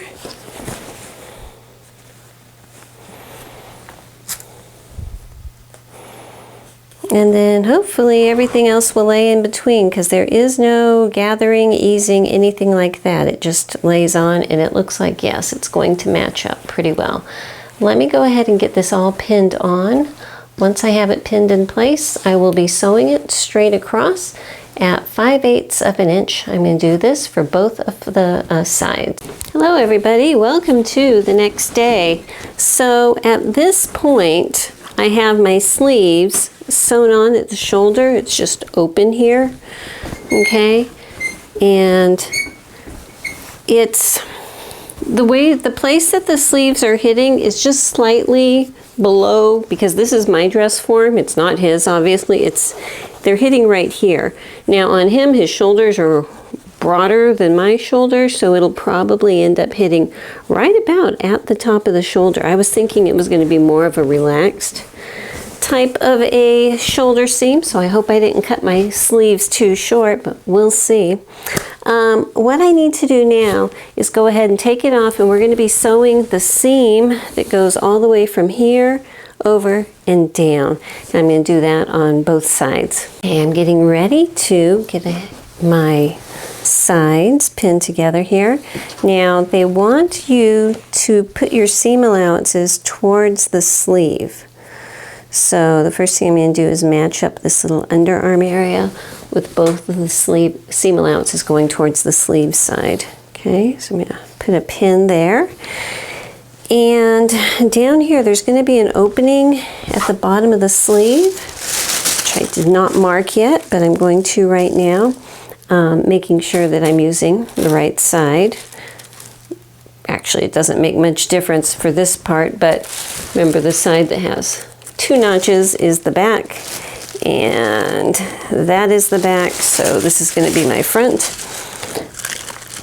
So I'm going to punch out the little circle down here and the one up here that goes with my size, and placing this down here at the very bottom, get my heat erasable pen and make color in this circle, because we're only sewing up to that point. I'll also be making these same marks that you cannot see. These 2 same marks, I'll be making them on this side also, okay?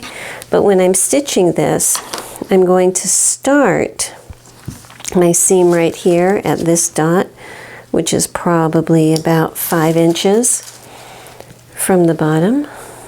Timer just went off.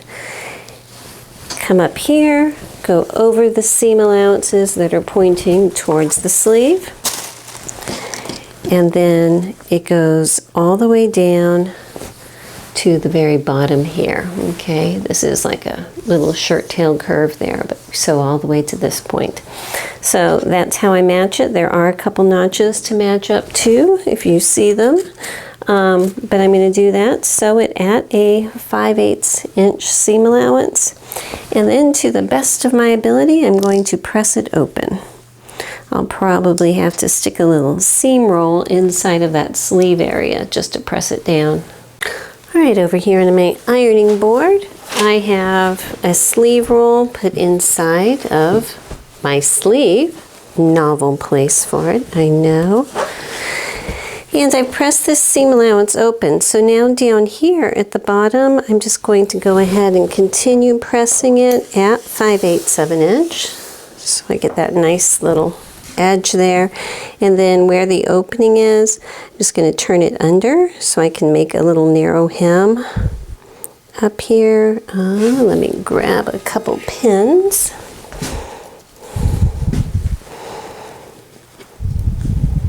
And pop one here and one here. I'm going to edge stitch this at the machine. Okay, so I'll fold this side in, obviously the same. So I'm going to edge stitch it up, over, and then back down this side. I'm going to do that for both sleeves.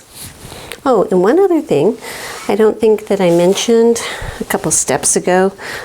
Before I sewed the sleeve on, this yoke had a raw edge here. I went ahead and just serged over that before I sewed the sleeve on, just to make sure that that wasn't going to fray at any time. Alright, so now I have my little sleeve hem. It's not really a continuous lap, it's just a little hem. And there was a second dot right here on each side. I need to run gathering stitches between them. So I'm going to do 2 rows as usual, one at about a 1/2 inch seam allowance, the other one at about a 1/4 inch seam allowance between this dot here and this dot here on both sleeves. Alright, so with that done, I need to get ready to attach my cuffs. I'm looking for my pen. Here it is. Okay, so remember on the instructions they wanted you to interface the entire cuff, and I am just doing half of it. And so you need to decide which side you're going to sew onto your garment. And I am going to choose to sew this one onto my garment first, and this one I'm going to fold. So it'll be easier to see this way. Just so I make sure I have my fold line exact, I'm going to go ahead and just draw a line at 5/8 of an inch here and do the same on the other side. And then that's going to give me a point where I can fold it and press it so that this is turned in exactly 5/8 of an inch. Okay, to get ready to sew it on now, I'm just going to make a little mark at about 5/8 of an inch in on each side. I'm using a fat pencil, so I'm just setting my ruler at 1/2 inch because fat pencil plus 1/2 inch equals 5/8 of an inch in my book. And before I actually attach it, I'm going to go ahead and mark the center point right here. I think that that will make it easy for me. So I want to line up the edge of my opening here on this side, right sides together. I'm lining up the edge of the fabric with the edge of that little line right there. Okay, I'm gonna stick a pin here. The center point on my cuff, I want to put at the center point of the opening, which is not marked, but I could just go like this, find that point, and put my cuff on there. There's not going to be a lot of gather here.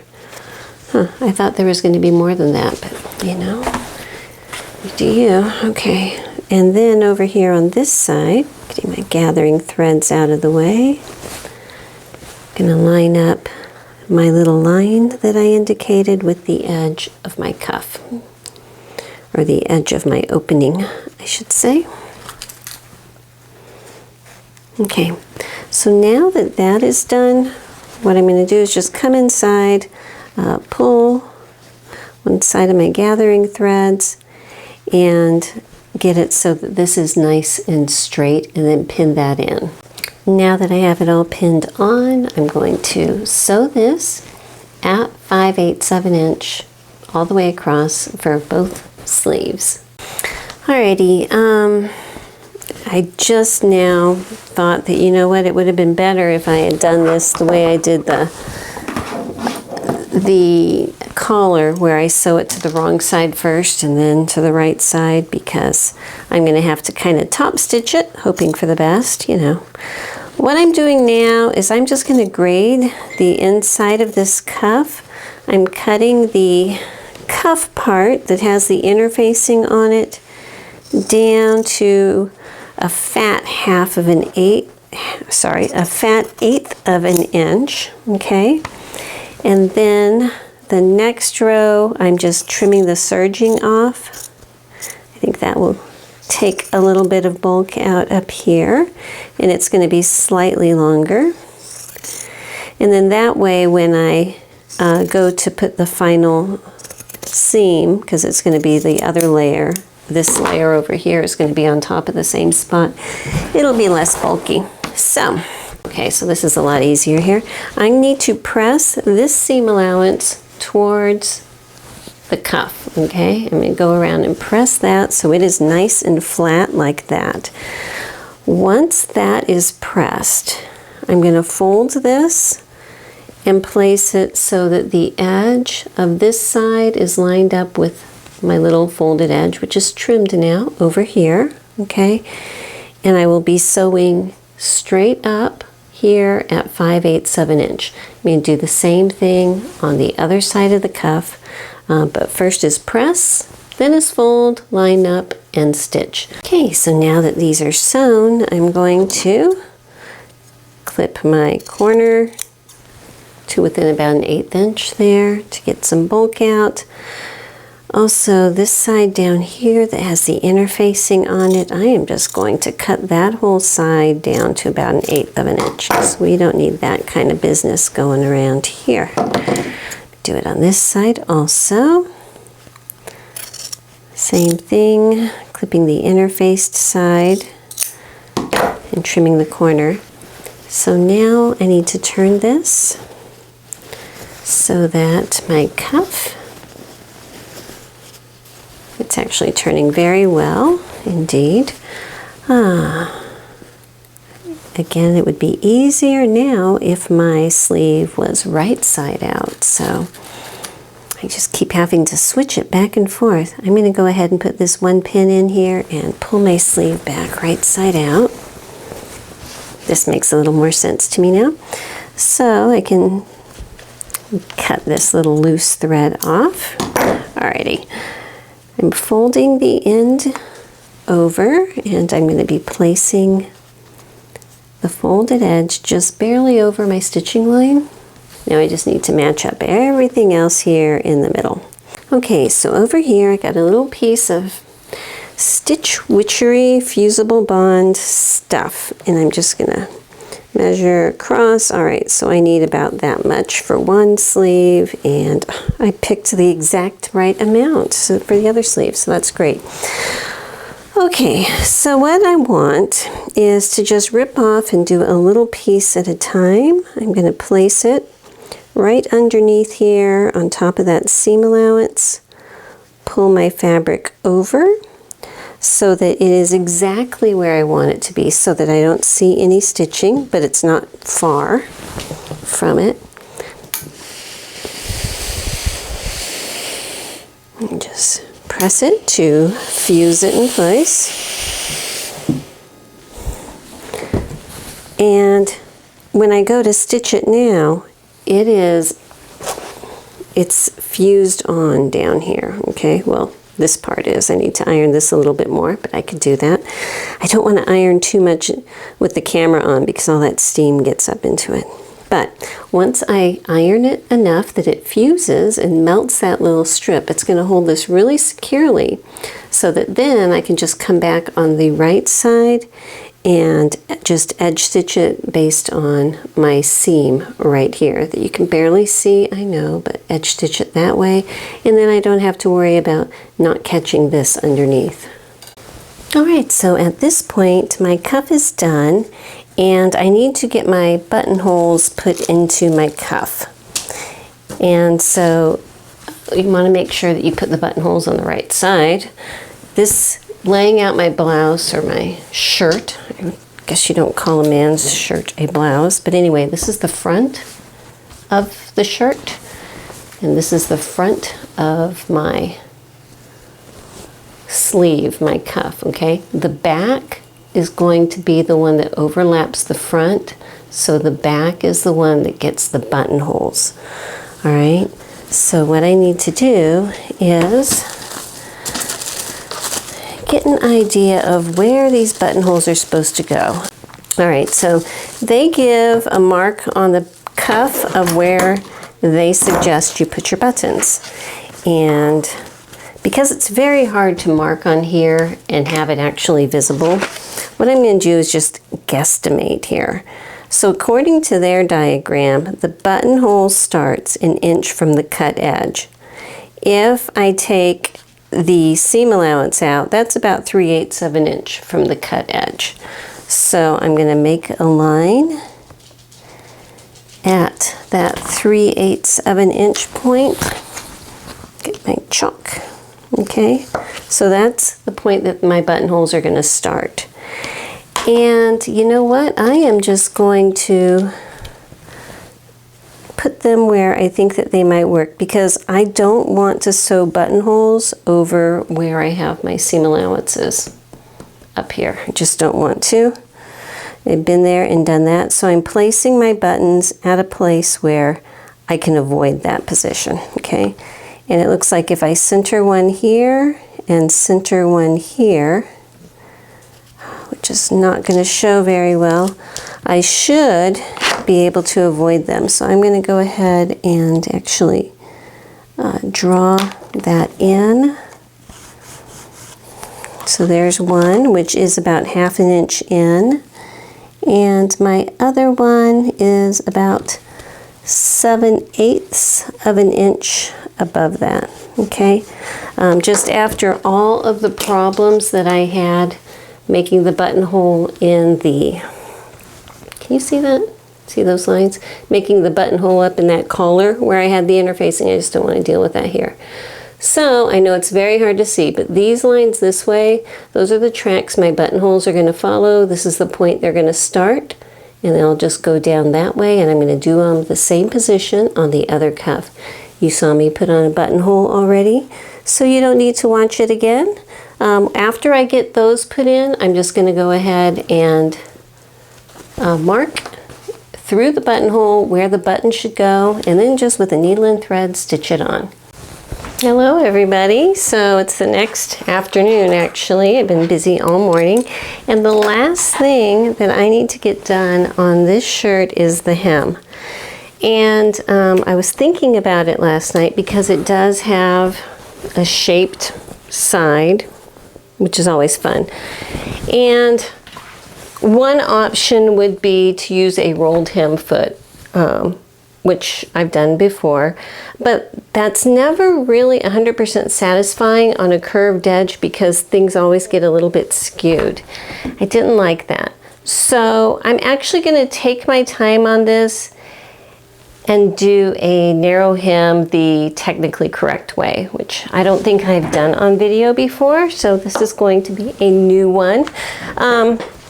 Now this is assuming that we're going to have a 5/8 inch hem, which is usually what they give you. They usually give you about that much. And so the first thing, it's called a 3-stitch process, I think it is, or something along those lines. But basically the first thing I'm going to do is run a row of stay stitching, straight stitch, all the way around my entire piece, my entire hem at 3/8 inch seam allowance. It's a very important step. You want to skip it, but don't skip it. Actually, let me tip the camera down because there's one other thing I need to do. All right, so the pattern that I'm using just has side seams. It doesn't have a front opening, which is a good thing at this point because it'll make this a lot easier. Now I'm going to be needing to trim my seam allowances on my sides. So what I want to do is mark up to where 3/8 of an inch is, and I'm putting it on my white part because you might be able to see that a little bit better. This fabric is not very good for being able to see things, sorry about that. And then what I need to do is trim my seam allowance down to about 1/8 of an inch at that 3/8 inch deep. Okay. So like that, all right? So this space is 3/8 of an inch. I have about 1/8 of an inch there. I need to trim that on both of my side seams. Here's the other one here. And then as soon as I get that done, running a row of stay stitching at 3/8 of an inch all the way around. All right, so now over here at my ironing board, what I need to do is make my stay stitching line a fold line, okay? So I'm gonna fold it, and I know you can't see, I'm so sorry about that, but my stay stitching is just barely on this side, okay? On the folded over edge here. I want that stay stitching to be as close to it, but not exposed on the right side as I can. It's gonna reinforce everything here. So when you get up to the curved area, you're gonna have puckers up here. Just ignore all that. The main thing is just to get that stay stitching line to form the edge that you need. Now, when I got up to my curve, it's a very steep curve. And up here at the top, it's okay to go ahead and put a few notches into this because we are going to be basically trimming it all out in another step or so. So it's okay to put a few notches in just so that it can lay flat when you're going to press this curve in here. Okay, so now that I have it pressed, what I need to do is edge stitch it, and I mean very close to the edge. The smaller your edge stitches, the closer your edge stitches to the fold, the smaller your hem will be. And the smaller your hem will be, the easier it will be to make your final curve, okay? So, again, I know it's hard to see. Right here is my stay stitching line, okay? Right here. I am going to try to edge stitch it right on top of that so that I have less than 1/16 of an inch. That's my goal. You know, if I flub a little bit here and there, that will be okay. But that is my goal. So let me go ahead and make that edge stitch all the way around. Okay, so now I have my little hem just sewed up a little bit. And we're going to need to trim it very close to that stitching line. So I am using applique scissors, you know, and the way that I use it today, the controversy is, do you use it bill up or bill down? I used to be severely just one way, but you know what, I seem to flip-flop. So today I am doing bill down.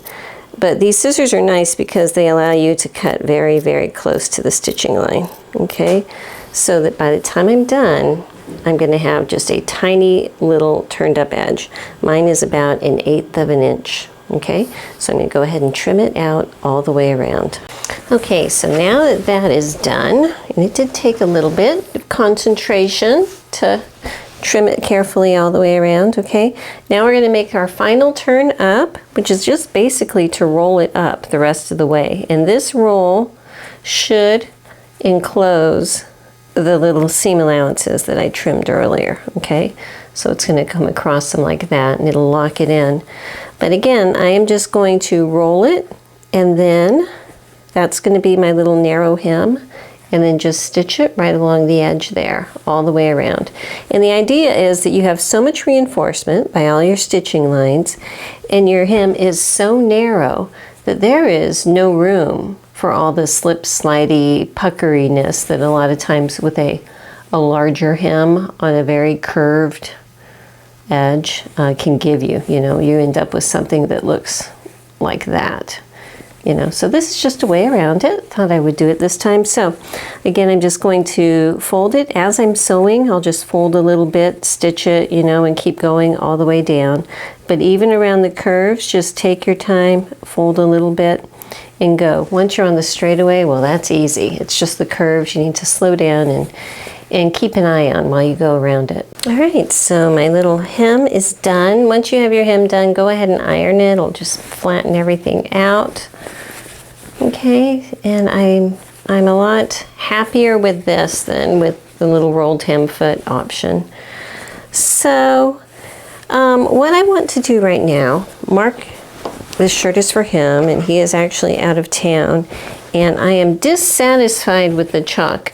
I used to have a little sliver of soap up here that I would use to mark things with, and I need to get another one up here because I don't like the chalk and I'm having trouble getting it off. I need to just wash it. So I am actually going to throw this in the wash, let it run through the washer and dryer, because I want it to soften up a little bit more. I already pre-washed it once, but I think I'm going to wash it one more time to try to get all of this out, soften it up a little bit, and then I will put it up in my dress form. But we're going to let Mark do the final reveal photos when he gets back in town. So let's see. He's a little ham, so I bet he'll pose for us.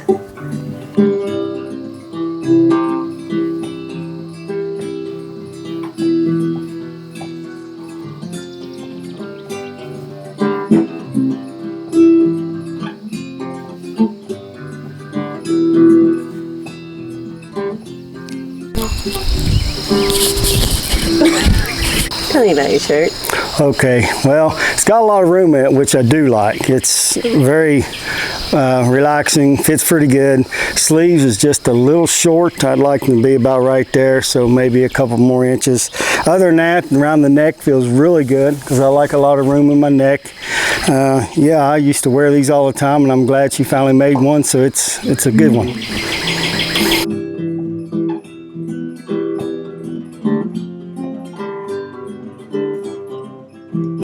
Living my bucolic life, we have the city strife. Horses, chicks, and dogs, they are my neighbors. I cook and sew and spin, and move the horses into the barn. Then time to move them out again. Red barns, green pastures, beautiful white houses. The view I see each day when I arise. This life pleases me, as it is plain to see. I'm living my bucolic life.